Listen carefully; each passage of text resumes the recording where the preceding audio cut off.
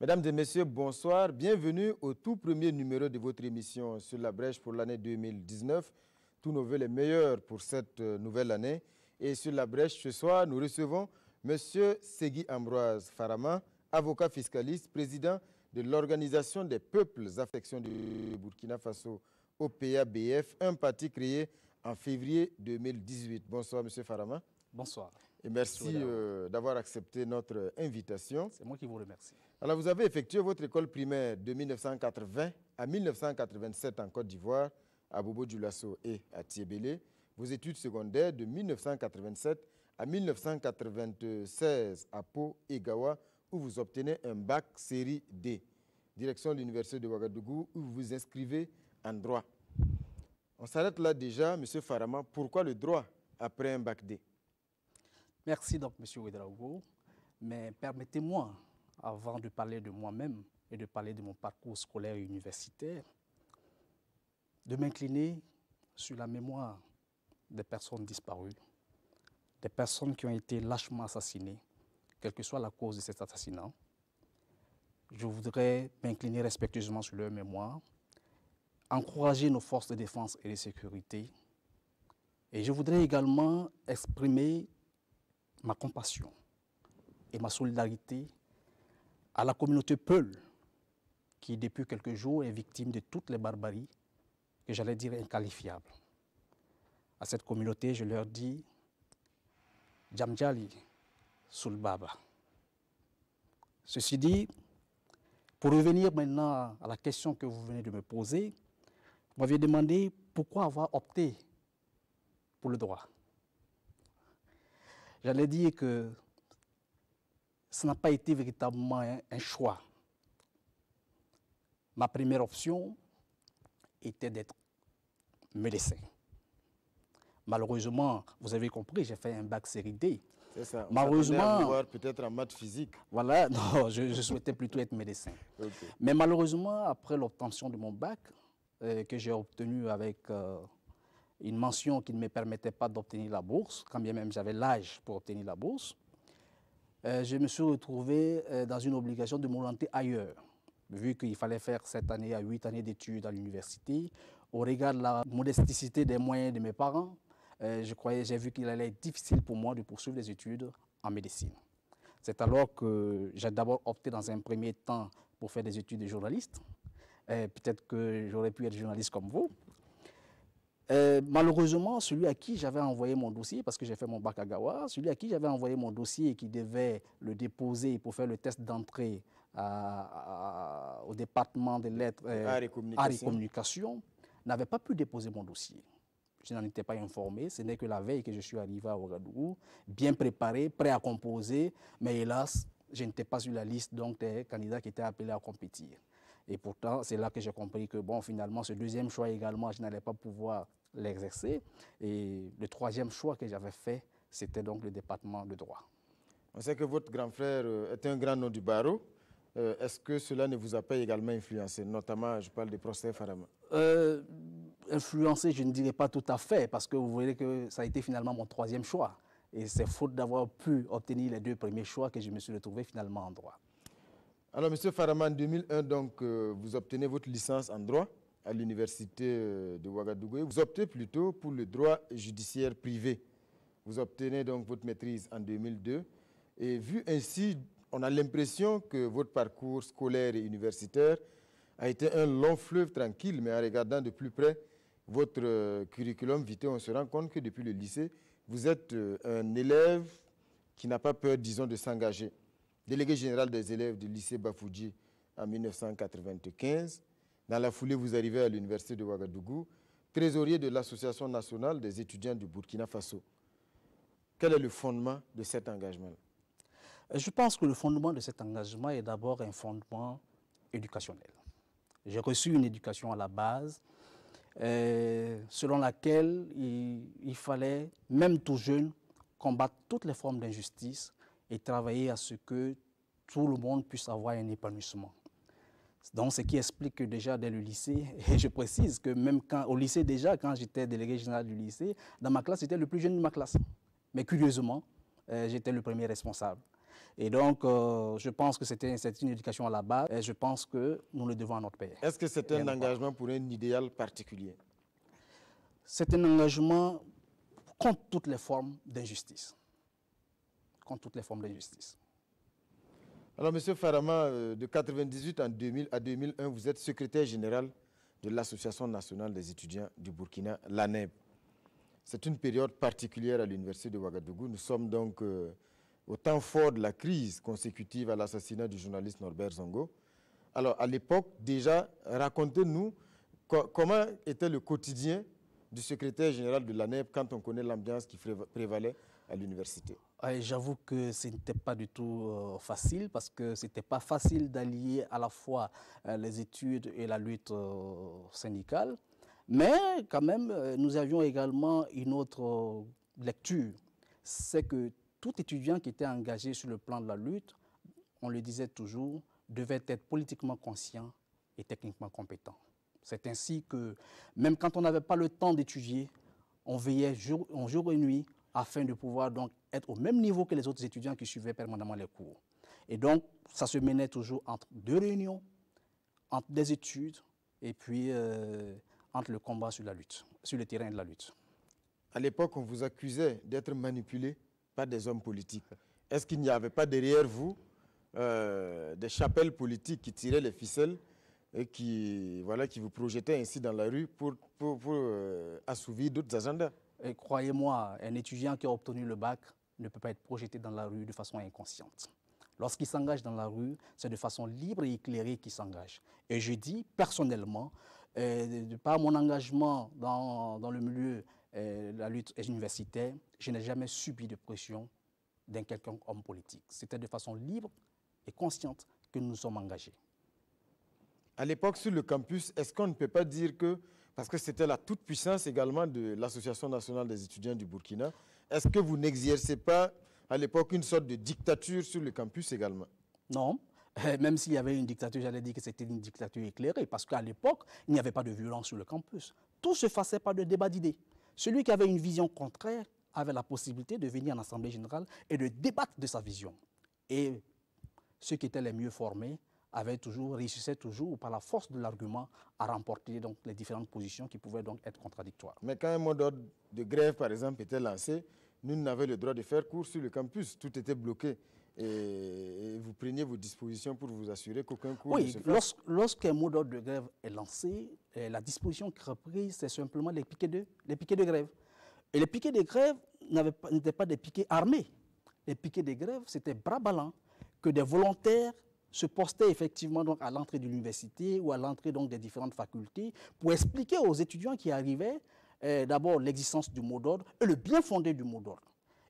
Bien entendu, vous savez qu'à l'université, tout le monde n'est pas régulier au cours. Tout le monde ne participe pas aux assemblées générales. Tout le monde ne participe pas aux meetings. Donc, il faut nécessairement prendre des dispositions telles que les piquets de grève afin que quiconque voudrait donc suivre un cours soit informé du mot d'ordre qui a été pris. Et je pense que nous sommes toujours parvenus à convaincre donc, les étudiants dans la façon la plus calme possible et sans aucune violence. Alors, M. Farama, est-ce que ce n'était pas également un combat politique? Est-ce que vous ne meniez pas un combat qui vous dépassait entre griffes? Parce qu'à l'époque, quand je dis un combat politique, on sait qu'il y avait les questions de contingentement à l'université, il y avait d'autres préoccupations. Mais là, on a vu en 1998 que le combat mené par les étudiants, et c'était clairement maintenant un combat politique. Parce qu'à l'époque, je ne pense pas que le régime comparé ait été mis en difficulté autant que dans les années 98, bien sûr, avant l'insurrection. Oui, dire que c'était un combat politique, c'est tout à fait normal pour moi, mais ce n'est pas un combat politicien, ce n'est pas un combat électoral. Parce que, vous savez, lorsque vous luttez pour l'amélioration des conditions de vie des étudiants, l'amélioration des conditions de vie d'études, mais c'est d'abord un système politique qui est mis en place. Quelle est la politique gouvernementale du système éducatif? C'est en fonction de cette politique gouvernementale qu'il y a des contingentements qui sont faits. Lorsque nous arrivons à l'université, les bourses étaient plafonnées, étaient limitées à 500 bourses par an. Et dans ces 500 bourses, il fallait extraire les bourses extérieures et le reste, c'était des bourses internes. Mais cela était dû à quoi? C'était une politique gouvernementale liée au programme d'ajustement structurel. Et donc, naturellement, le combat qui était mené était d'abord un combat idéologique et politique, forcément. Mais bien entendu, c'était pour l'amélioration des conditions de vie et d'études des étudiants. Maintenant, à partir de 1998, mais nous avions estimé, et d'ailleurs j'étais de ceux-là qui pensaient qu'on ne pouvait pas s'enfermer dans une lutte purement estudiantine tout en oubliant que l'université, les étudiants vivaient dans un monde qui était donc le Burkina Faso, dans lequel la liberté d'expression devait être protégée. Parce que vaudra donc vos études, que vaudra donc vos succès à l'université, vous sortez après sur un terrain dans un pays où il n'y a pas de liberté d'expression. C'est en cela que lorsque effectivement Dorber Zongo a été lâchement assassiné le 13 décembre 1998, nous avons estimé qu'il était du devoir et de la responsabilité donc de la jeunesse estudiantine d'être le cheval de bataille pour effectivement qu'il y ait donc la justice et la liberté d'expression au Burkina Faso. Mais à l'époque, est-ce que vous étiez conscient que c'était un combat qui pouvait aboutir à un changement de régime? Parce que d'aucuns estiment qu'en 98, après 90, décembre 98, le pouvoir était pratiquement dans la rue. Au-delà de la conscience, nous l'avions même souhaité. Nous avons vivement souhaité que, face à un régime dictatorial, face à un régime qui opprime les journalistes, il était de bon ton que cette lutte-là d'ailleurs puisse conduire à la chute du régime. Malheureusement, nous étions des étudiants qui n'avions pas suffisamment de moyens à l'époque pour conduire à la chute donc, du régime donc, de Blaise Compaoré. Mais je pense que d'ailleurs, ce qui est arrivé les 30 et 31 décembre 2014, c'est la suite donc, de ce combat-là qui a été entamé donc, avec la mort de Norbert Zongo. Alors, Maître Parama, toute cette crise exacerbée sur le campus après 1998 va donc aboutir à l'invalidation de l'année 99-2000. D'abord, comment vous avez vécu cette invalidation? Alors là, nous l'avions vécu avec beaucoup de tristesse. Parce que vous vous souvenez, je crois que c'était un vendredi noir, lorsque le ministre des Calamités a annoncé... Paix à son âme. Paix à son âme, mais c'est comme ça que nous l'appelions affectueusement. Et lorsqu'il a annoncé donc l'invalidation de l'année, la fermeture de l'université, la fermeture des œuvres universitaires, les étudiants ont été immédiatement mis dans la rue. Et nous avions eu à l'époque, en tout cas, le sentiment qu'on avait affaire à un pouvoir irresponsable. Donc vous le preniez plus comme une sanction, ou est-ce que vous pensiez qu'il y avait des solutions pour éviter cela? Bien entendu que c'était une sanction. Et d'abord, est-ce qu'il y avait des solutions pour éviter l'invalidation de l'année? J'ai dit oui, parce que quelques jours avant l'invalidation, le monde universitaire s'était réuni, les enseignants s'étaient réunis et ils avaient estimé que l'année universitaire était toujours rattrapable et qu'ils étaient d'ailleurs prêts à se sacrifier pour rattraper cette année-là. Maintenant, le gouvernement a opté pour une autre mesure, c'était la sanction, l'invalidation de l'année. Mais pour comprendre d'ailleurs que c'était une sanction, c'est d'ailleurs les conséquences qui en ont suivi. Mais est-ce qu'en invalidant l'année, on avait besoin de fermer les cités universitaires? Est-ce qu'en invalidant l'année, on avait besoin de fermer les restaurants universitaires? Est-ce qu'en invalidant l'année, on avait besoin d'expulser les étudiants la même nuit sans aucun préavis? C'était la sanction. Mais à l'époque, est-ce que vous n'étiez pas au niveau de l'année également jusqu'au boutiste? Est-ce que au même moment où le monde universitaire, les enseignants estimaient que l'année était encore récupérable, vous étiez toujours dans la logique du bras de fer. Est-ce que vous n'étiez pas également jusqu'au boutiste et est-ce que vous ne portez pas une part de responsabilité dans cette invalidation? Je ne pense pas que l'ANEB ait été jusqu'au boutiste. Parce que si on était jusqu'au boutiste, on n'allait pas simplement demander de l'aide gratuite pour tous les étudiants. Et en tout cas, pour ceux-là qui remplissaient un certain nombre de conditions. Si nous étions jusqu'au boutiste, nous irions purement et simplement demander le départ de Blaise Compaoré. Mais si vous vous souvenez, telle n'était pas notre revendication. Donc, si c'était ça notre revendication, on aurait pu la qualifier de jusqu'au boutiste. Maintenant, est-ce que l'année ne pouvait pas être sauvée? Nous disons que oui, l'année pouvait être sauvée. Mais il appartenait donc au pouvoir public, nous appartenait donc au gouvernement de prendre donc la bonne décision pour sauver l'année. Non, mais ce que je veux dire, est-ce qu'il ne faut pas savoir arrêter une grève? Savoir arrêter une grève, c'est-à-dire que lorsque vous aviez affaire à un protagoniste qui en réalité fait la sourde oreille, et face aux sacrifices qui ont déjà été consentis, à un moment donné, si vous arrêtez effectivement donc la grève de façon hâtive, finalement vous risquez de perdre. Donc... Mais il y avait quand même des acquis de la grève.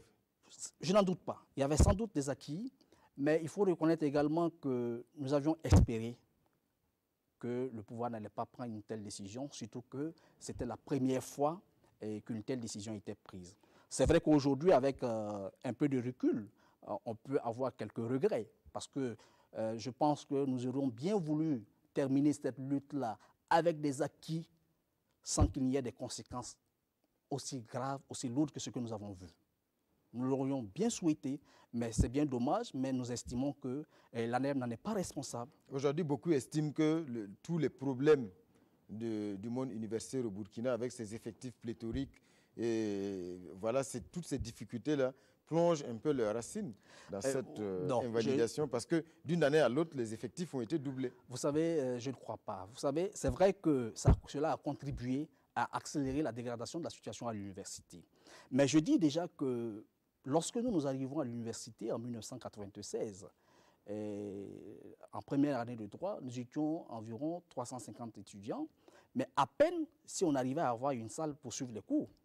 L'amphi de théâtre, l'amphi Aimé Kéman, qui servait donc de salle de classe donc, pour la première année, était largement insuffisant pour accueillir ces 250 personnes. Nous avons malheureusement des gouvernants qui n'ont aucun projet pour l'avenir. Ils n'ont aucune vision pour le futur. Et lorsque nous avions mené ces luttes-là, c'est en ce moment d'ailleurs que le gouvernement a accepté de construire les amphis libyens qui font 1000 places, 2000 places. À l'époque d'ailleurs, nous avions dit au gouvernement que construire des amphis de 1000 places, c'était déjà dépassé même avant la réception des travaux. Puisque déjà dans le département donc, de la FASEG, en économie et gestion, les étudiants de première année étaient déjà à 2000, 3000 étudiants. Et le plus grand amphi qu'on construisait à l'université était de 2000 places. Qu'est-ce que vous voulez? Est-ce que vous pensez que c'est la responsabilité en ce moment de l'ANER? C'est vrai que l'année invalidée a de façon à accélérer effectivement les difficultés à l'université, mais c'est plutôt l'absence de vision et l'absence de projection de la part donc des gouvernants qui a beaucoup plus dégradé la situation à l'université. Alors, Maître Farama, en 2003, vous obtenez donc votre certificat d'aptitude à la profession d'avocat CAPA. Pourquoi, en tout cas, le barreau et non la magistrature? Et là également, ce n'a pas été tout à fait un choix. C'est vrai que j'ai soutenu en novembre 2002 et immédiatement en décembre 2002, un mois après, il y avait déjà donc les deux concours. Il y avait le concours de la magistrature et il y avait le concours du barreau. J'ai postulé à ces deux concours et en tout cas, finalement, j'ai été admis à celui-là que je préférais le plus, qui était le barreau. Parce que j'ai toujours rêvé d'exercer une profession libérale dès lors que je me suis engagé sur le chemin du droit. Et pourquoi avocat fiscaliste? Vous auriez pu également être un pénaliste, un peu comme votre grand frère. Oui, c'est vrai qu'à l'université, déjà, j'étais très pénaliste. Et, en quatrième année, j'avais pratiquement la plus forte note en droit pénal spécial. Même au concours du CAPA, nous avons eu un sujet qui portait donc sur le crime de génocide. Et je me souviens très bien que j'ai eu la plus forte note au concours du CAPA. Donc, j'étais déjà pénaliste à la base. Mais lorsque je me retrouve donc dans le cabinet d'avocat en association avec mon frère, à partir de ce moment-là, il n'était pas, à mon avis, convenable que nous fassions tous de droit pénal. Il fallait plutôt chercher à faire donc, un autre domaine de spécialisation qui allait pouvoir être complémentaire, de telle sorte qu'on puisse donc évoluer de façon complémentaire. C'est ainsi qu'après la fin de mon stage d'avocat, j'ai effectivement donc opté de me spécialiser en fiscalité. Et donc, vous prenez la direction de l'ENAREF. Vous avez fait donc le cycle A de l'ENAREF pour bien sûr renforcer vos capacités dans le domaine de la fiscalité, je suppose. Avocat fiscaliste, quel est le rôle d'un avocat fiscaliste? D'abord, je suis avocat avant d'être fiscaliste. Avocat fiscaliste, la spécialité donc de fiscaliste me permet de pouvoir également accompagner les entreprises sur le plan donc, du conseil fiscal. Cela nous permet donc d'assister les entreprises dans leurs différentes déclarations auprès des impôts. Cela nous permet également de conseiller les entreprises sur les choix et les options qu'ils font en amont du point de vue fiscal. Vous savez, lorsque vous devez donc avoir une entreprise qui doit faire des investissements, surtout des lourds investissements, il est toujours bon d'être conseillé sur le plan fiscal pour voir quelle est l'option qui est la mieux rentable, la mieux disante pour l'entreprise. Donc l'optimisation fiscale, est-ce que vous n'aidez pas les entreprises plutôt à passer entre les mailles disons, des filets. Pas du tout. L'optimisation fiscale ne veut pas dire fraude fiscale. L'optimisation fiscale veut dire utiliser les règles du droit fiscal et faire en sorte que cela soit beaucoup plus avantageux pour l'entreprise et aussi pour l'État. Avocat fiscaliste, Maître Farama, est-ce que ça nourrit son homme au Burkina? Parce qu'on connaît plus souvent l'avocat pénaliste, mais les avocats fiscalistes... Je peux dire que l'avocat fiscaliste devrait nourrir son homme. Parce qu'il n'y a pas beaucoup d'avocats fiscalistes au Burkina. Mais malheureusement, pour ma part, pour ce qui me concerne personnellement, avec, en tout cas, jusqu'à la chute donc, du régime de Blaise Compaoré en 2014, le cabinet Farama a toujours été perçu comme étant un cabinet, donc, j'allais dire, proche de l'opposition, de telle sorte que les hommes d'affaires, les promoteurs d'entreprises qui ont des affaires ont toujours eu peur de venir à nous. Et il nous est même plusieurs fois arrivé d'avoir donc des clients qui viennent de l'extérieur, et parce qu'ils ont bien entendu parler donc du cabinet, vous commencez le travail, ils sont satisfaits du travail, et puis à un moment donné, ils vous disent, ah, écoute, on nous a dit que si on continue avec vous, on n'aura plus de marché. Eh bien, on est désolé, on est obligé de partir. Vous êtes victime nous avions été victimes de cette situation, mais bon, je remercie Dieu, je pense que de mieux en mieux, avec donc l'évolution démocratique au Burkina Faso, il y a une tendance au changement. Et les justiciables, d'une manière générale, également, quand ils entendent avocat, tout de suite, ils ont les poils qui s'érissent parce que dans l'imagerie populaire, l'avocat est celui-là même qui est inaccessible. Bon, il est juste au service de ceux qui ont les moyens. Non, bon, ceux qui pensent ainsi, je pense qu'ils se trompent. D'abord, il faut rappeler qu'il existe au Burkina Faso un système d'assistance judiciaire. Pour ceux qui n'ont pas les moyens et qui ne peuvent pas se payer les services d'un avocat, ils peuvent donc recourir à l'assistance judiciaire et demander à ce que le fonds d'assistance judiciaire prenne en charge les honoraires de leurs avocats. Et pour les autres, ceux qui ont les moyens, bien entendu, il leur appartient de supporter les honoraires de l'avocat, puisque l'avocat exerce une profession libérale, il vit de sa profession, et donc, bien entendu, s'il doit travailler gratuitement, ils doivent en même temps se poser la question comment l'avocat paye ses employés, comment il paye son loyer, comment il paye son courant. Bien entendu, je pense qu'il y a un minimum, mais à notre niveau, en tout cas, je pense que ceux qui viennent à nous ne peuvent pas dire que notre cabinet est exigeant sur le plan financier et qu'il y a lieu d'avoir peur d'aller vers un avocat. Ahmed Farama, 2011, vous obtenez votre DEA en droit privé fondamental, toujours à l'université de Ouagadougou. Mais on va évoquer à présent votre engagement politique. 2011-2012, vous êtes membre du comité de règlement des différends de l'UNIR-PS. 2012-2017, vous êtes secrétaire national chargé de l'administration de l'UNIR-PS. D'abord, avant de nous attarder sur le choix de votre engagement sankariste, déjà, pourquoi cet engagement dans l'arène politique? Vous auriez pu, après l'université, vous contenter de votre métier d'avocat. C'est vrai. Et puis, voilà, vous la coulez tous douce, tranquillement. C'est vrai, j'aurais pu me contenter de mon métier d'avocat, vivre de mes honoraires et vivre à côté de mes frères et de mes parents qui souffrent dans un système politique dans lequel je ne me reconnais pas. Et je pense que lorsque vous êtes soucieux du bien commun, de l'intérêt général, vous ne pouvez pas vous contenter de votre confort personnel et dire aux autres de se débrouiller. C'est donc à partir de 2010 que je décide finalement de m'engager sur la scène politique. Et je vais vous dire pourquoi. À l'occasion des élections présidentielles de 2010, si je ne me trompe, c'était en 2010, lorsque nous avions mené le combat sur l'illégalité de la carte d'électeur. En tant qu'avocat, j'ai donc saisi à l'époque le tribunal administratif pour juger donc la question de la légalité de la carte d'électeur. Et le tribunal administratif avait suivi notre position en déclarant la carte d'électeur illégale. Mais pendant cette procédure, je me suis demandé quelle classe politique on avait. J'avoue que j'ai été véritablement déçu dans le cadre de cette procédure. D'abord, nous avions estimé que lorsque nous avons échangé avec Maître Sankara Bénéwendé, qui était également partant pour cette procédure, il était question que nous entamions effectivement cette procédure judiciaire, mais au parallèle, les politiques devaient également engager une autre procédure. La procédure que les politiciens devaient engager, c'était de faire en sorte qu'à la veille des élections, tous les commissaires de l'opposition, qui était à la CENI démissionne pour illégalité de la carte d'électeur. En tout cas, j'avais eu l'assurance que les commissaires de l'opposition au niveau de la CENI étaient favorables pour cette démarche. À ma grande surprise, vraiment à ma grande surprise, lorsque nous avons introduit la procédure et qu'on s'est retrouvé à la veille des élections, un seul commissaire de l'opposition a démissionné. Il s'agissait de Sankara Mousbila. Les autres ont refusé de démissionner. Ils ont préféré continuer à profiter donc des avantages qu'ils avaient au niveau de la CENI. Ils disent que ce n'était pas véritablement un accord qu'ils avaient conclu avant. Bon, je n'en sais rien, comme je n'étais pas en ce moment sur la scène politique. Vous sentez très... Mais en réalité, moi, en tout cas, j'avais eu cette information venant effectivement de la part de l'Union pour la Renaissance du Parti sankariste. Et vous constaterez effectivement que le commissaire de la CENI, de l'UNI, lui, a démissionné. Mais les autres n'ont pas démissionné.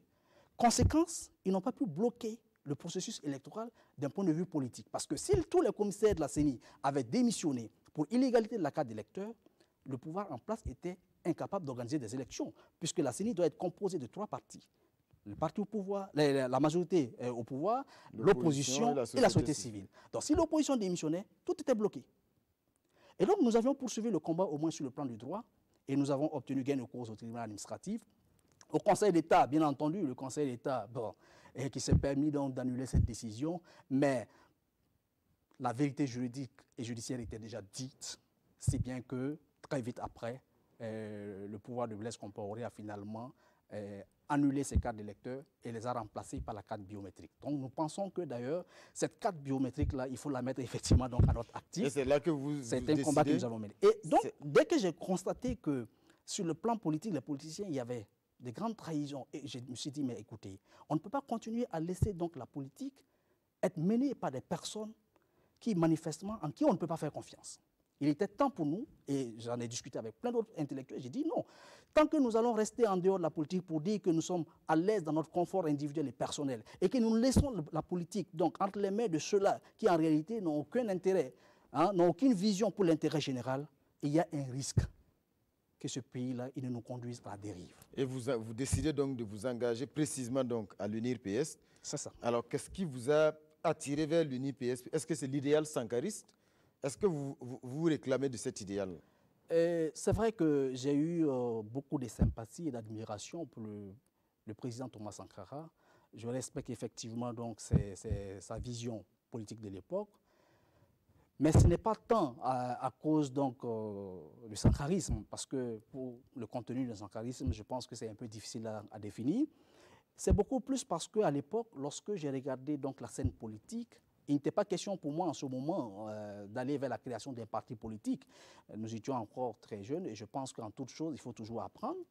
Et donc, il fallait plutôt aller vers le parti qui répondait plus ou moins à nos aspirations. Et c'est en cela qu'après lecture et appréciation, nous avons pensé que l'Union pour la Renaissance Parti sankariste était le parti le plus proche donc, de nos convictions. Mais à l'époque, est-ce que vous ne craignez pas, parce que déjà on avait cet émiettement des partis sankaristes, voilà une unité voilà, qui a toujours été donc prônée mais qu'on n'a jamais trouvée. Est-ce que vous n'aviez pas peur donc, de vous engager déjà dans un idéal où on a plusieurs partis qui ont du mal à s'entendre? Pas du tout, parce qu'à l'époque, j'avais échangé également avec le feu Norbert Trinzel-Biero, paix à son âme, et avec qui également j'étais en discussion. Et je lui avais expliqué qu'à partir du moment où ils avaient tous la vision sankariste, nous pensions qu'il était possible de travailler à un rapprochement des sankaristes. C'était peut-être un peu naïf de notre part, parce qu'on ne connaissait pas la réalité donc, du terrain. Et donc, nous avons dit que, j'ai même dit à l'époque à Norbert qu'il était plutôt préférable pour moi de m'engager du côté donc, de l'UNI, qui était le parti sankariste qui politiquement était le plus fort, et travailler donc à partir de là à faire en sorte que les partis qui étaient les plus petits puissent se rejoindre pour que ça devienne un parti sankariste plus fort, plutôt que d'aller dans les partis faibles et travailler à ce que le parti revienne vers les partis faibles, ça c'était plus difficile. Alors, Maître Farama, de toute façon, vous êtes donc au sein de l'UNIR. On va donc évoquer donc l'histoire récente avec l'insurrection. Octobre 2014, les élections qui ont suivi en 2015. Quand on regarde cette insurrection, la plupart des gens à la rue étaient fascinés par Sankara parce que tout le monde portait pratiquement l'effigie du président Thomas Sankara. En 2015, les élections, L'UNIR PS réalise l'un des pires scores peut-être de son histoire. Alors comment on peut expliquer ce paradoxe-là? Comment expliquer que l'UNIR n'ait pas su véritablement, donc, en tout cas, capitaliser ce regain de fascination du président Sankara? D'abord, je vais vous faire une confidence. Sur la question de l'insurrection populaire, l'UNIR, si vous regardez un peu dans les archives, vous verrez que 4 jours avant l'insurrection populaire, l'UNIR a fait une déclaration dans laquelle on appelait clairement à une insurrection populaire pour le 30 octobre. J'en étais l'auteur. C'est moi qui avais effectivement donc rédigé cette déclaration et proposé l'insurrection à la date du 30. Bien entendu, et cette déclaration avait été soumise à l'appréciation du président et à sa signature. Et donc, j'avais la conviction que le peuple burkinabé était mature et qu'on avait la possibilité d'aller vers une insurrection pour renverser le régime de Blaise Compaoré. Seulement, après effectivement la chute de ce régime, c'est là que toutes les difficultés allaient naître. Parce que d'abord, j'estime qu'il a été d'une grande erreur politique pour les hommes politiques de l'époque de laisser la transition être menée par des gens qui n'ont pas conduit la lutte insurrectionnelle. C'était une grande erreur. Et à l'époque également, au niveau donc de l'UNI, j'avais dirigé une commission qui était scientifique, qui était chargée donc de faire des propositions lors des négociations déjà pour la mise en place des organes de la transition. Nous avions proposé au président Sankara Benouende qu'il fallait que lui-même il accepte, si les autres membres du CEFOP ne voulaient pas être diriger la transition, il fallait que lui-même il accepte, quitte à ce qu'il ne puisse pas être candidat à l'avenir. Je pense qu'il a compris effectivement notre position, mais malheureusement, il nous est revenu que dans le comité restreint effectivement donc, du CEFOP, ils n'ont pas pu s'accorder. Donc j'estime que là, la première erreur de cette insurrection, c'est d'avoir laissé la gestion entre les mains de tierces personnes. Vous avez le président Michel Kafando, qu'on allait sortir. Zida d'abord, ensuite voilà. Le président Kafando. Voilà, Zida d'abord, parce que là également, je pense que c'était une erreur. Vous ne pouvez pas mener une lutte, un combat, et lorsque vous cueillez le fruit, vous le donnez à quelqu'un d'autre pour qu'il le garde, à mon avis. Et on aurait dû, le CEFOP aurait dû assumer la gestion de la transition. Ça a été la première erreur. La deuxième difficulté que les sankaristes ont eue, c'est qu'à l'approche des élections, nous avions tenté un rassemblement de tous les sankaristes afin effectivement de constituer une véritable force qui allait aller à la conquête du pouvoir d'État. Malheureusement encore, cette tentative a échoué, c'était la énième. Bon, voilà. Est-ce que c'est cela qui explique l'échec? Manifestement, c'est ce qui explique l'échec.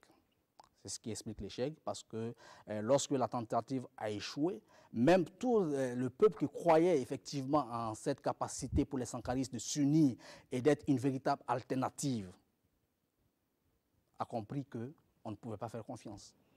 Est-ce que c'est cela qui a entraîné votre départ de l'UNIR PS ou est-ce qu'il y avait des frictions avec Maître Sankara?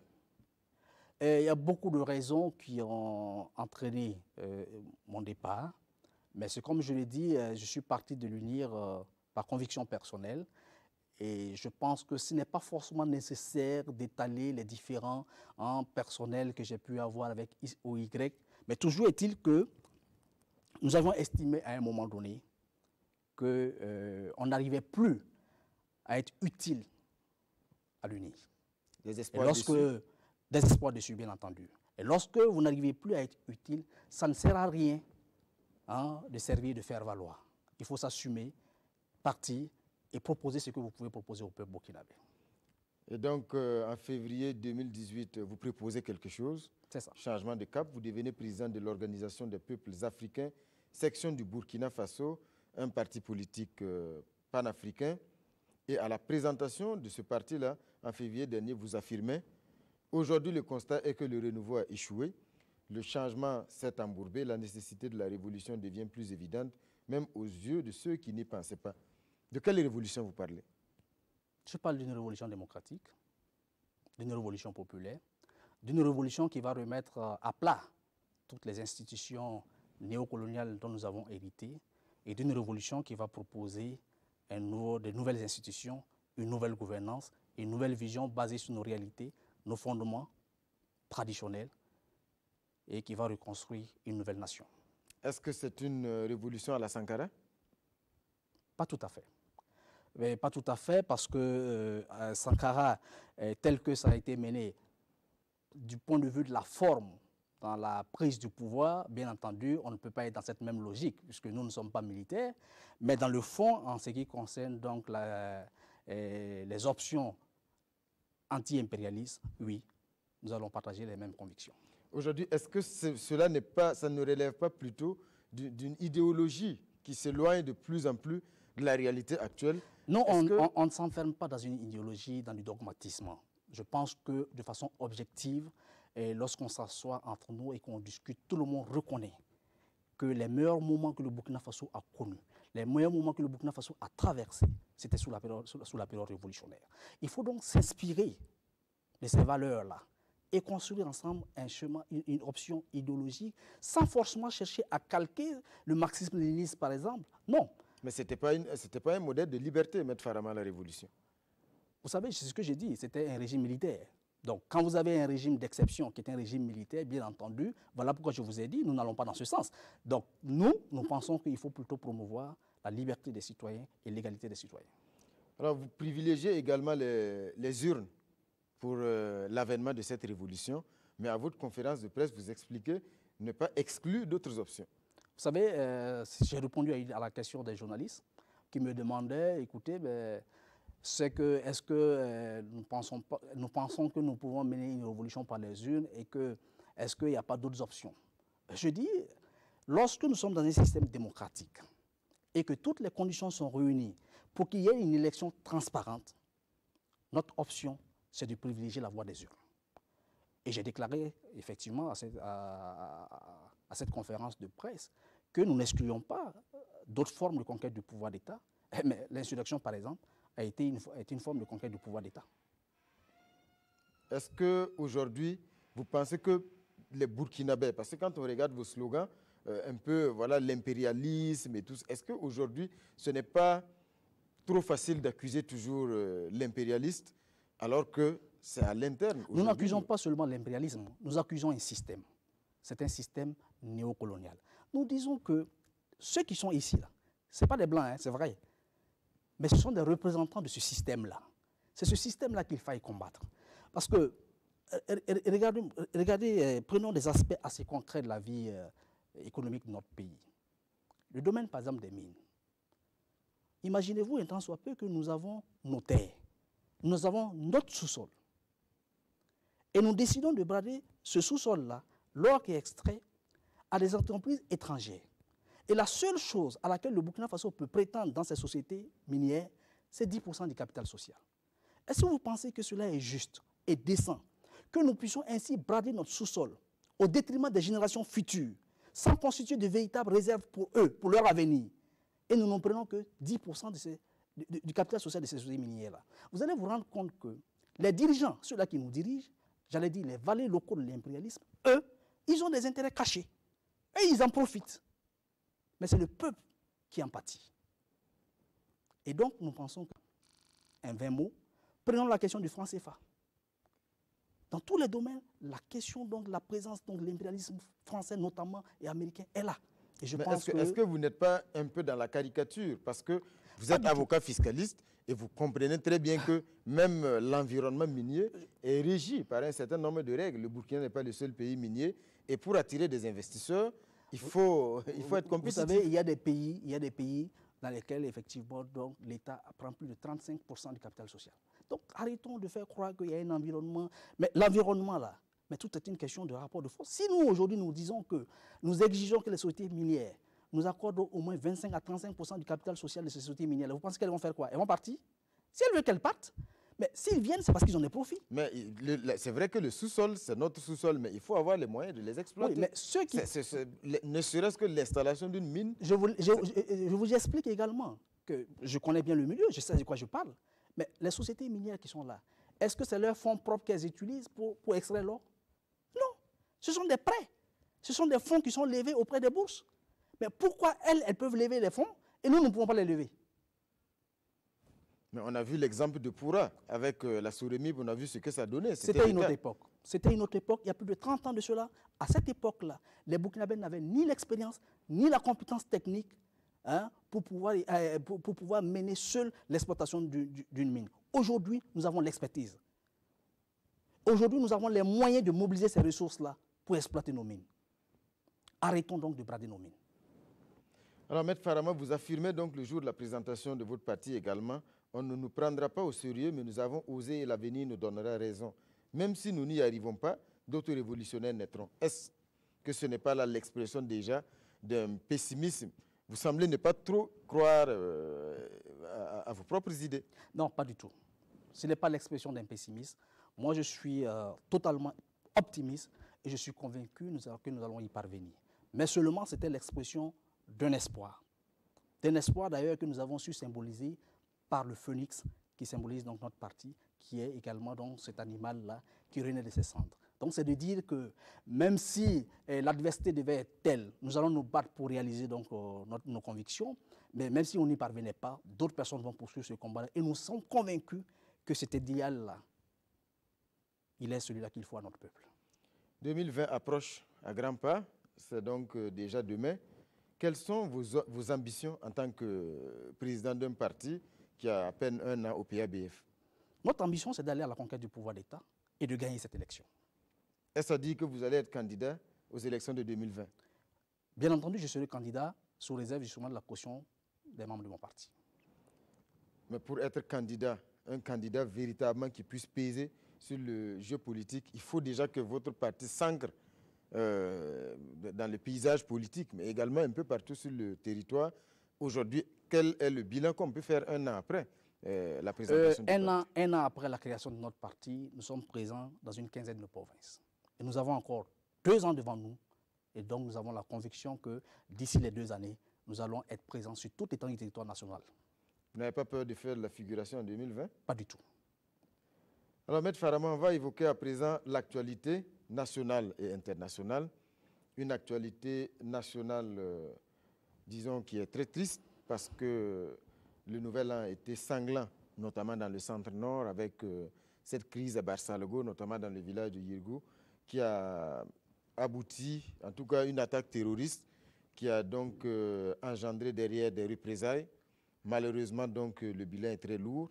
On parle d'au moins 46 personnes qui auraient donc perdu la vie. Déjà, comment vous réagissez à cette actualité, à ce drame qui vient de se produire? Et ce qui vient d'arriver est vraiment triste.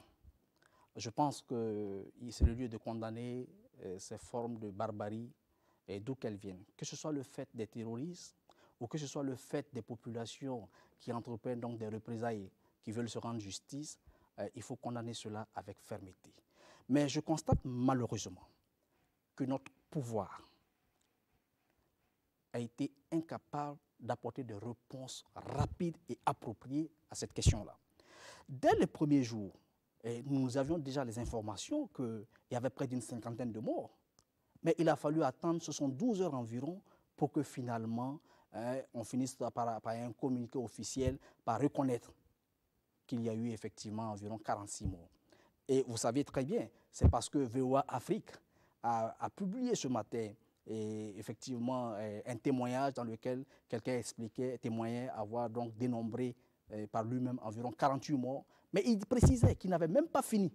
Mais parce qu'à un moment donné, il a dû fuir les lieux parce qu'il a appris qu'il y avait... Mais en la matière, est-ce qu'il ne faut pas observer un minimum de prudence? Parce que la région, parce que l'attaque s'est produite, ce ne sont pas des villages, mais ce sont des hameaux un peu dispersés. Est-ce qu'en cela, il n'y a pas lieu également d'être prudent, non seulement pour ne pas envenimer la situation, mais pour disposer d'informations? Moi, je pense qu'on avait déjà des informations qui montraient que des groupes d'autodéfense avaient donc organisé une battue contre le peuple. Et à partir de ce moment, la réaction de l'État devait être ferme. Mais est-ce que vous aviez entendu un seul message de fermeté de la part de l'État? Je dis, mais c'est dommage. La première réaction qu'il fallait ici, c'était un message de fermeté. Et il fallait prendre toutes les dispositions pour arrêter ceux-là qui organisaient cette battue, cette représaille. Mais jusque-là, en tout cas, sauf erreur de ma part, je n'ai pas encore d'informations qui montrent que, effectivement, donc, il y a des mesures urgentes judiciaires qui sont prises pour arrêter ceux-là qui ont commis ces actes-là. Si le ministre de la Communication l'a annoncé, qu'il y a des dispositions qui sont prises aujourd'hui même, ce vendredi. 72 heures après. 72 heures après. Vous savez, en matière judiciaire, la réaction rapide est très importante. Parce qu'il y a des indices de preuves qui disparaissent avec le temps. On ne peut pas avoir un système judiciaire qui a été formé et spécialisé en matière de lutte antiterrorisme, en matière de procédure judiciaire dans le cadre donc, du terrorisme, et que 72 heures après, manifestement, on n'a pas d'informations sur les actions qui ont été posées. Et je dis, ça c'est une faiblesse de notre pouvoir. Mais je comprends un peu pourquoi cet errement. Vous voyez le décret qui a été signé sur l'état d'urgence. Si on va y venir. OK. Déjà, sur la situation à Barsalgo aujourd'hui, comment recoller les morceaux? Écoutez, pour recoller des morceaux, d'abord, il faut être ferme, il faut sanctionner, il faut arrêter ceux-là qui ont commis ces actes-là. J'ai même vu un témoignage d'un blessé qu'on a égorgé, qu'on a abandonné pour mort, mais qui a été sauvé. Il a déclaré clairement qu'il reconnaît bien celui-là qu'il a égorgé. Donc je pense que ces personnes-là, il faut les arrêter tout de suite, les mettre en prison, et ça va attirer l'attention de tous les autres groupes d'autodéfense pour leur dire qu'il n'y aura pas de merci. Il n'y aura pas effectivement donc des actes qui seront commis et qui ne seront pas sanctionnés. Et après cela, on pourra donc travailler à un apaisement. Parce que ça ne sert à rien d'avoir des discours d'apaisement sans sanction. Parce que si on ne sanctionne pas, clairement, chacun se dira, écoutez, dans tous les cas, j'ai fait mon peuple et puis après, il n'y a rien. Je dis non. À cette allure-là, je pense qu'on risque un véritable génocide. Alors, on va évoquer, au-delà donc de Barsalgo, la lutte contre le terrorisme, parce que tout est parti de là. C'est donc une attaque terroriste qui s'était soldée par la mort de moins 6 personnes. Dans cette lutte contre le terrorisme, il y a l'état d'urgence qui a été décrété donc, ce 31 décembre 2018. Est-ce qu'aujourd'hui, vous pensez que véritablement, c'est ce qu'il fallait pour répondre véritablement à la menace terroriste aujourd'hui au Burkina? Je ne sais pas si c'est ce qu'il fallait, parce que seul le pouvoir a les services de renseignement. C'est eux qui savent exactement jusqu'à quel niveau de risque nous sommes. Mais je fais le constat que cette décision, à mon avis, d'abord, j'ai l'impression qu'elle n'a pas été préparée. Parce que si elle avait été préparée, vous voyez déjà que juste après la proclamation de l'état d'urgence, les actes sont en train d'être posés et il n'y a pas un système de réplique immédiat. Donc, à mon avis, en tant que chef militaire, on ne peut pas annoncer l'état d'urgence et puis rien n'a été préparé au préalable. C'est une erreur. Deuxièmement... Mais là, c'est vous qui le dites, hein, on ne sait pas si rien n'a été préparé. Ce qui s'est passé à Barsalgo, vous avez vu une réplique de la part de nos forces de défense et de sécurité? Rien. Mais je dis, alors qu'un bon chef militaire, en réalité, doit avoir une stratégie bien conçue, bien préparée. On a comme l'impression que la lutte antiterroriste qui est menée jusque-là par le Burkina Faso, on n'est pas militaire, on ne leur demande pas de nous communiquer la stratégie, mais un homme avisé, un homme conscient et intelligent, lorsque vous regardez la réaction de nos forces de défense et de sécurité, lorsque vous regardez la réaction de nos chefs militaires, vous devez pouvoir lire une certaine stratégie. Mais il était difficile. On a comme l'impression... Comment on pouvait prévoir, par exemple, ce qui est arrivé à Barsalgo? Mais écoutez, on ne peut pas décréter l'état d'urgence à partir de 0 heure sans avoir pris des dispositions pour que dans ces différentes localités-là, il y ait déjà des forces disposées. Mais on constate que c'est ce qui a été fait. Et donc, la réplique a été la défiance de ces forces. Elles ont défié l'autorité de l'État. À qui la faute? Ça a été immature, non préparé. Et je dis également dans ce décret, sur la question de l'efficacité de ce décret, j'ai lu quelque part à l'article 5 que les infractions qui seront commises donc, dans ces zones-là relèveraient donc de la compétence du tribunal militaire. Ok, je comprends bien. C'est vrai que la loi permet effectivement de donner une certaine dévolution au tribunal militaire. Mais ce que je ne comprends pas, nous avions adopté une loi pénale qui a prévu maintenant des sanctions en matière de terrorisme. Nous avions créé des pôles spécialisés en matière de terrorisme, avec des parquets spécialisés, des juges d'instruction spécialisés pour la lutte contre le terrorisme. Et on vous dit non, on décrète l'état d'urgence, mais c'est le tribunal militaire qui va s'en occuper. Est-ce qu'eux, ils ont été préparés et formés pour ça? Mais je ne sais pas pourquoi dans un état de droit, on forme des magistrats, on les spécialise et on refuse de les mettre à l'œuvre. Mais c'est une situation particulière, Maître C'est de Farama. l'amateurisme. C'est une situation particulière aujourd'hui. La situation particulière, il faut faire attention. L'état d'urgence ne veut pas dire état de non-droit et qu'il n'y a plus de respect des droits de la personne humaine. Parce qu'en confiant ça finalement au tribunal militaire, plutôt que de confier ça à des personnes spécialisées et formées, c'est l'option d'une aventure. Et je dis, vous savez, en matière donc, de justice militaire, le ministre de la Défense, dans le cadre de certaines infractions, doit donner ce qu'on appelle l'ordre de poursuite. Tant que le ministre de la Défense ne donne pas l'ordre de poursuite, c'est bloqué. Donc, même s'il y a des actes de terrorisme, tant que le ministre de la Défense n'aura pas donné l'ordre de poursuite au tribunal militaire, pas d'ouverture d'information. Attendez, je ne comprends pas. Et d'ailleurs, je m'interroge, est-ce que ce n'est pas la raison pour laquelle, depuis 72 heures, finalement, on se retrouve dans une situation telle que les juridictions de l'ordre ordinaire, le procureur et les juges d'instruction sont là, elles ne peuvent pas agir, le tribunal militaire également n'agit pas, et finalement, c'est l'inefficacité au sommet de l'État. Et je dis ça, c'est des erreurs. Et je dis, cette question, l'État doit la prendre avec responsabilité. Parce que de plus en plus, ce que nous constatons, c'est un véritable génocide qui est en train d'être organisé. Et si on y prend garde, ce sera difficile de recoller les morceaux. Très difficile. Mais je crois que le gouvernement a assuré justement que des dispositions ont été prises, non seulement à Barsalgo, mais également ailleurs, pour éviter que des choses comme ça donc, ne se reproduisent.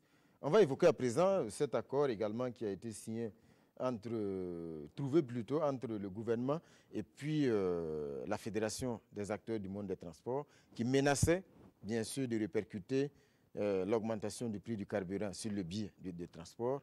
Et donc, il décide de surseoir à cette menace-là. Oui. Oui, effectivement, nous avions appris cet accord et nous pensons que effectivement, le dialogue social doit être celui-là qui doit être toujours privilégié dans la gestion du pouvoir d'État. Et donc, nous ne pouvons que féliciter effectivement donc, les différents acteurs qui ont pu donc négocier et qui sont parvenus donc, à des accords.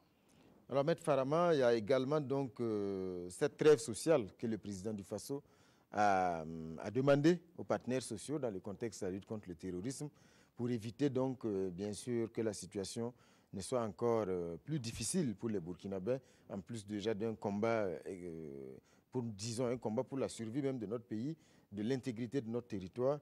Est-ce que vous pensez que c'est un message aujourd'hui qui fait écho au sein de... Bon, vous avez entendu les réactions déjà du monde syndical. Je pense que la trêve sociale qui a été demandée, vous savez, quand vous demandez une trêve sociale comme ça, vous-même d'ailleurs, vous devez montrer patte blanche. Vous devez montrer que vous-même, vous aviez posé des actes dans le sens, effectivement, d'amener les autres à accepter également ce que vous leur demandez. Mais malheureusement, vous avez vu vous-même le budget de l'État et des institutions budgétivores ont vu leur budget augmenter. L'institution du médiateur du Faso a vu son budget augmenter. L'institution, l'Assemblée nationale a vu son budget augmenter. Et au même moment, c'est aux travailleurs sociaux qu'on leur dit non, faites une trêve, patientez. Mais vous comprenez que moi, je partage véritablement cette lutte donc, des travailleurs et je suis solidaire de cette lutte-là. Et je dis, pour qu'il y ait véritablement une trêve sociale, l'exemple doit venir du sommet. Mais malheureusement, dans le même message, le président a indiqué que des mesures seront prises. Oui, il dit des mesures seront prises. Accentuer la réduction du train de vie de l'État. Vous savez, je vais vous dire une chose. Quand on dit des mesures seront prises et on ne les voit pas. D'ailleurs, si moi j'avais été président de la République, la première mesure que j'aurais prise, c'était de demander à mon ministre de la Défense des explications sur ce que nous avions vu sur le joyau qu'il a construit à Manga. Avez-vous la preuve que c'est son joyau? Et il n'a pas contesté non plus. Il n'a pas contesté non plus. Et donc, j'ai dit, vous ne pouvez pas construire un tel joyau. C'est-à-dire, avec son salaire de ministre, sur 3 ans, même s'il ne dépense pas 5 francs par mois, son salaire mensuel, sur 3 ans, ne lui permet pas de construire ce joyau-là. Et je dis, nous sommes surpris de voir que jusque-là... Vous dites qu'il est présumé coupable, alors que... Non, je ne dis pas qu'il est présumé coupable, mais je dis que, avec la loi sur la lutte contre la corruption au Burkina Faso, aujourd'hui, le délit d'apparence existe. Ce monsieur-là, déjà, le chef d'État devait déjà lui demander donc, ou tout au moins l'ASE devait s'en saisir pour qu'il nous donne des explications. Maintenant, si au sommet de l'État, il n'y a pas de mesures fortes qui sont prises pour montrer que l'État a décidé de restreindre son train de vie, que l'État donne un exemple qui n'est pas budgétivore, et on demande aux citoyens lambda de faire des efforts, croyez-moi, il n'y aura pas une oreille pour entendre cela. On va évoquer une question qui vous intéresse certainement en tant que leader d'un parti politique, la question de la 5e République, l'adoption de la nouvelle Constitution. Référendum ou pas référendum, aujourd'hui, chacun y va de son point de vue. Certains estiment que dans le contexte actuel, il serait indécent de dépenser des milliards pour adopter un texte consensuel. Vous, quelle est votre analyse de cela? Je vais vous dire d'abord que j'ai été moi-même membre de la Commission constitutionnelle, même si je n'ai pas achevé mon mandat. Parce qu'il est bon que je l'explique également pourquoi je n'ai pas achevé mon mandat. Parce qu'à un moment donné, lorsque j'ai démissionné de l'UNI, systématiquement, dès la reprise des travaux, j'ai constaté qu'on avait envoyé quelqu'un de l'UNI pour me remplacer au niveau de la Commission constitutionnelle. Je n'en ai pas fait de bruit. Mais je dis, c'est déjà discutable. Parce que, pour la Commission constitutionnelle, nous avons été nommés par décret. J'ai démissionné de l'UNI, mais je n'ai pas démissionné de la Commission constitutionnelle. Est-ce qu'une simple lettre, une simple proposition de quelqu'un peut me remplacer alors que moi j'ai été nommé par décret? Je pense que juridiquement, il fallait nécessairement un décret pour me remplacer au niveau de la Commission constitutionnelle. Mais je suis parti. Je n'ai fait aucun bruit.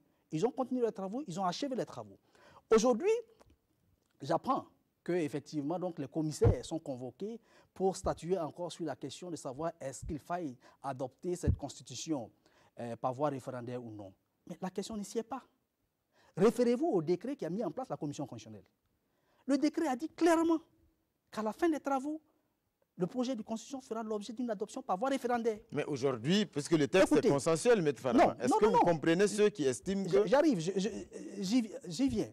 D'abord, on ne peut pas par décret dire, faites un projet, que c'est le référendum qui va l'adopter, et après revenir encore déjà sur cette proposition-là. Parce que déjà, en tant que membre de la Commission constitutionnelle, l'esprit dans lequel les membres ont travaillé, c'était un esprit selon lequel également le texte allait être soumis à référendum. Parce que je ne suis pas convaincu que si les membres de la Commission avaient travaillé dans un esprit tel que c'était l'Assemblée nationale qui allait donc adopter le texte, que la procédure allait être la même et que les compromis allaient être les mêmes. Parce que là, ils ont travaillé à l'idée que dans tous les cas, il y aura l'arbitrage du suffrage universel. Donc pour vous, c'est le référendum? Pour moi, d'un point de vue de la légalité, le décret qui a mis en place la commission, qui a donné les pouvoirs de la commission, a déjà lui-même défini les modalités d'adoption de cette constitution. Donc, revenir en arrière, c'est violer le décret même qui a créé la commission, qui a fait les travaux. Maintenant, je vais vous donner mon point de vue sur ce débat-là. Si d'ailleurs, ce débat c'était vraiment nécessaire. Moi, je dis, il n'y a aucune urgence pour l'adoption de cette constitution-là. Aucune urgence. Mais c'est un engagement du président. C'est un engagement du président, mais si les réalités sont telles qu'il ne peut pas respecter son engagement, c'est en toute responsabilité que le peuple comprendra qu'on ne peut pas le respecter maintenant. Maintenant, j'ai une proposition. Ma proposition est que ce projet-là, qu'il soit adopté toujours par voie référendaire. Seulement, le référendum pourra être couplé avec les municipales de 2021. D'abord, le contexte sécuritaire actuel ne se prête pas à un référendum. 2, sur la question budgétaire, mais pour répondre à la question budgétaire, il suffit tout simplement de reporter la question de l'adoption et coupler ce référendum-là avec les élections municipales et on fera une pierre deux coups. Donc je ne vois pas pourquoi se précipiter pour passer par un raccourci parce qu'ils ont une majorité parlementaire à l'Assemblée. Alors, M. Farama, pour finir, actualité hors de chez nous, la République démocratique du Congo, où on est dans l'attente des résultats. Mais déjà, donc, en tout cas au niveau du clergé, la communauté catholique estime qu'elle a déjà donc, ces résultats à la lumière donc, des résultats de l'observation qu'elle a menée sur le terrain. Aujourd'hui, quand vous regardez ce qui se passe en RDC, Internet coupé, et puis donc une compilation des résultats loin des regards, qu'est-ce que ça vous inspire? Ça m'inspire véritablement beaucoup de méfiance et de déception de la part de tous les acteurs. D'abord, le pouvoir en place qui organise les élections, on a comme l'impression, en tout cas, que c'est un véritable hold-up électoral qui se prépare. Cela est dommage pour la démocratie en Afrique. Mais je dis, ce n'est pas seulement à leur niveau. Même du côté des religieux, déjà, quand j'ai suivi cette déclaration... de la Cinco. Voilà. Et je pense qu'eux aussi, ils vont également au-delà des missions qui leur sont dévolues. Il faut faire beaucoup attention. Il y a des amalgames qu'il ne faut pas faire parce que lorsque le religieux commence donc à s'immiscer fortement sur des questions électorales, il risque d'avoir effectivement des prises de position. Et quand vous regardez ce qui se passe avec ces prises de position, quand vous les ramenez également au Burkina Faso, c'est le même problème. Aujourd'hui, la situation dans laquelle nous vivons avec la communauté Peul qui est en train d'être stigmatisée, vous avez vu que par le passé, il y a des hommes politiques, des chefs coutumiers qui ont toujours eu des positions, et puis finalement, ça se retourne après, hein, contre la stabilité donc, du pays. Je pense que même les religieux également doivent savoir raison garder, appeler plutôt les gens au calme et faire leur travail d'observateur s'ils sont observateurs, mais éviter de jeter de l'huile dans le feu. Merci, Maître Farama. Je pense que ça va être le mot de la fin pour ce soir. Merci d'être passé. Je vous remercie. Sur le plateau de Sur la Brèche. Voilà, mesdames et messieurs, Sur la Brèche pour ce soir. C'est fini. Merci pour votre attention. Et à dimanche prochain pour un autre numéro.